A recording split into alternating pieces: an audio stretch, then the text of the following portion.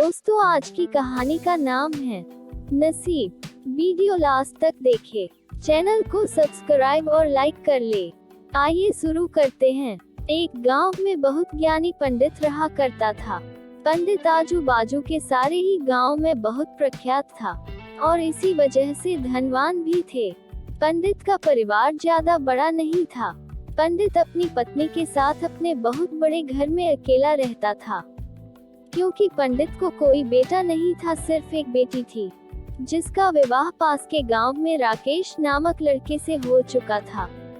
पंडित ने शादी से पहले अपने होने वाले दामाद की अच्छे से जांच पड़ताल की थी और अपनी बेटी का भविष्य भी ठीक से पढ़ा था। तब जाकर उसने बेटी की शादी की थी, लेकिन चंद सालों में ही पंडित का दामाद बुरी आदतों के चंगुल में फंस गया। जुआ और शराब की बुरी लत ने उन्हें सड़क पर लाकर रख दिया था। अपने बेटी की ऐसी दुर्दशा देखकर पंडित की पत्नी काफी दुखी होती थी और अक्सर पंडित को कहा करती थी, तुम जाकर उनकी मदद कर आओ। पंडित हमेशा अपनी बीवी को यह कहकर उनकी मदद करने के लिए मना कर देता था कि अभी कुछ समय तक उनका बुरा वक्त चलना है, हम चाहे कितनी ही कोशिश कर ले, जो उनके नसीब में नहीं है वो उन्हें नहीं मिल पाएगा। पंडित की ऐसी बातों से उसकी पत्नी काफी दुखी हो जाया करती थी और मन ही मन सोचती थी कि कैसा स्वार्थी पिता है, अपनी बेटी को इतने कष्टों में देखकर भी उसकी मदद करने के लिए मना करता है। आखिर भगवान ने जो इतना सारा धन धान्य दिया है, उसका क्या करेंगे? हमें कोई और औलाद भी तो है नहीं, ले देकर एक यही बेटी है और उसके लिए भी कुछ नहीं करेंगे तो किसके लिए करेंगे? पंडित ऐसा नहीं सोचता था। ऐसा नहीं है कि पंडित अपनी पुत्री से प्रेम नहीं करता था, लेकिन उसने अपनी पुत्री की कुंडली इतने अच्छे से पढ़ी थी और वह यह पहले से ही जानता था कि वह चाहे किसी भी लड़के से शादी करती, लेकिन उसके जीवन में यह समय आने वाला ही था और बिना इसे भुगते उसको छुटकारा नहीं मिलने वाला था। एक दिन खाने पीने के लिए भी मोहताज हो चुके थे। पंडित की बेटी और दामाद उसके घर पर आए। पंडित ने और उसकी बीवी ने दोनों का खूब आदर सत्कार किया और खूब अच्छा खाना खिलाया। बेटी और दामाद की पंडित से सहायता मांगने की हिम्मत ना हुई, इसलिए वह बिना बोले ही वापस अपने घर को लौटने लगे। लेकिन माँ तो माँ होती है। पंडिताइन से रहा नहीं गया और बिना पंडित की इजाजत के उसने चोरी छुपे बूंदी के लड्डू बनाकर उसमें सोने के सिक्के रख दिए और बेटी और दामाद को दे दिए, ताकि बेटी और दामाद की कुछ आर्थिक सहायता हो सके। पंडिताइन यह भी जान गई थी कि बेटी और दामाद शर्म के मारे उनसे मदद नहीं मांग रहे थे, इसलिए उसने बेटी और दामाद को भी लड्डुओं में छिपे सिक्कों के बारे में कुछ नहीं बताया।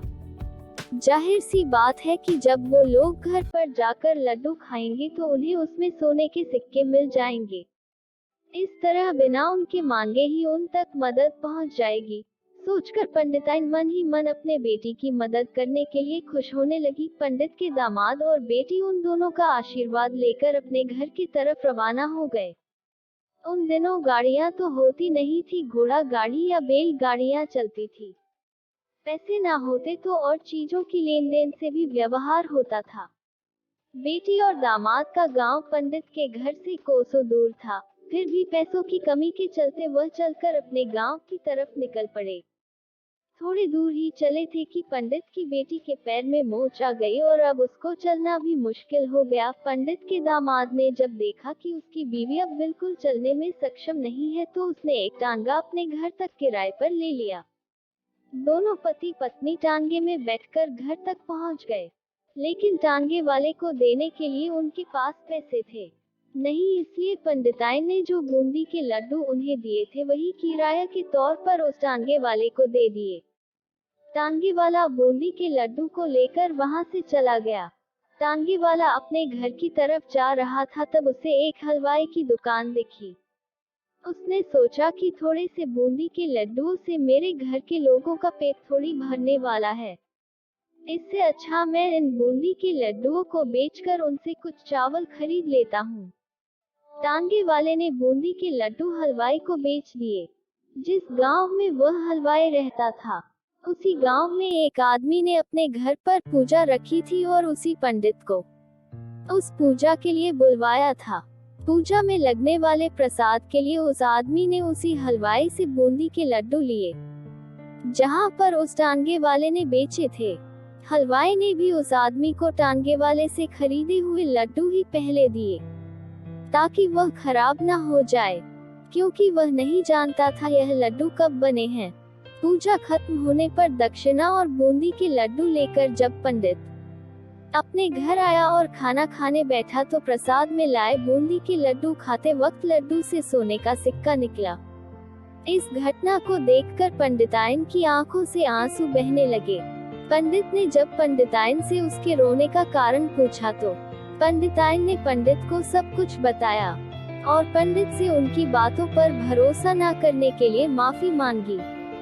पंडित ने पंडिताइन के आंसू पोंछे और कहा कि तुम्हारी तरह मैं भी हमारी बेटी को बहुत प्रेम करता हूँ, लेकिन अगर हम उसकी अब मदद करते हैं तो दामाद हमसे हमेशा ऐसे ही मदद की अपेक्षा रखेगा और अपनी बुरी आदतों को कभी नहीं छोड़ेगा।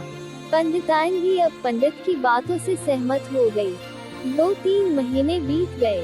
पंडित के दामाद और बेटी फिर से एक बार उसके घर आए और इस बार उनकी परिस्थिति पहले से बेहतर थी, क्योंकि पिछली बार खाली हाथ जाने के बाद दामाद ने नया काम शुरू किया था और अपनी सारी बुरी आदतें भी छोड़ दी थी। दोस्तों, नसीब का लिखा नहीं बदलता। यह कहानी आपको कैसी लगी? क्या आप भी नसीब पर भरोसा रखते हैं या फिर आप उन लोगों में से हैं जो अपना नसीब खुद अपने हाथों से लिखना चाहते हैं? कमेंट बॉक्स में जरूर बताएं।